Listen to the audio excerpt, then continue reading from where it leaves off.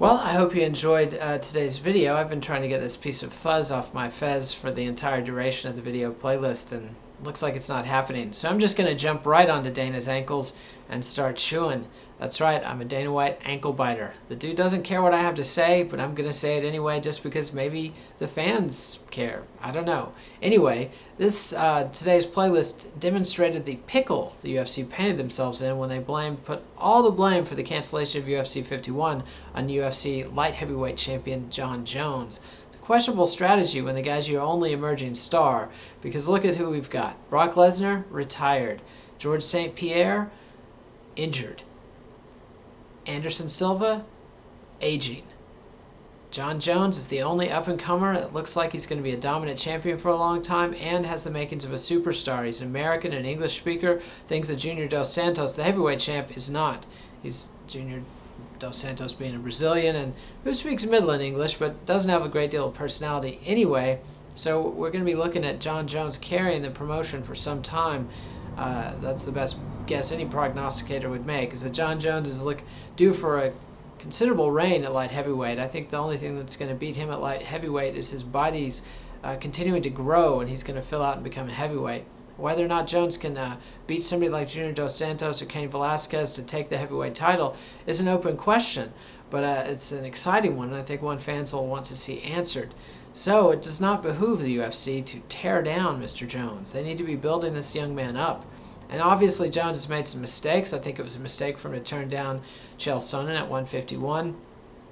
I think that numerous comments he makes on Twitter and in interviews are entirely regrettable, and he needs to STFU. That's the acronym, I believe, for shut the fuck up. Kid, you're hurting yourself with your mouth.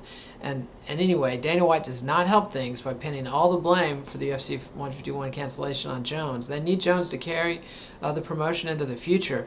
And, you know, it's okay if he's hated, if he's a heel. Mike Tyson sold a lot of pay-per-views as a superstar in boxing in the 90s, even after serving a prison sentence.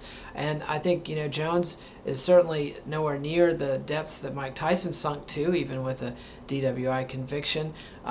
But it's one thing to have a champion fans love to hate. It's another thing to have a champion fans just hate, and the UFC needs to walk that line carefully. I'd like to see, of course, Dana White taking some of the responsibility and admitting that they've been putting on way too many cards and papering these cards as thin as possible. UFC's been selling fans a watered-down product for quite a while. If you go back and look at the last few cards featuring George St. Pierre or Brock Lesnar and notice how thin these cards were. I believe in St. Pierre's last main card pay-per-view, Che Mills was the co-main event. That's obviously a card that would have had to have been canceled had GSP come up injured the way Dan Henderson did, or refused to fight a short-notice substitute the way Jon Jones did at 151. The UFC 151 cancellation was a long time coming. Hopefully it sent a message to Dana White, the Fertitta brothers, and Joe Silva that they need to pull it back just a notch. The UFC isn't quite ready. You don't have enough flyweights and bantamweights and featherweights to fill out these cards in such a way that you can still sell pay-per-views and maintain fan interest. I'm all for the lighter divisions, but we've got to recognize that fans are not sold on those divisions yet, and we've got to give those fighters a fair chance to grow and build their own audiences.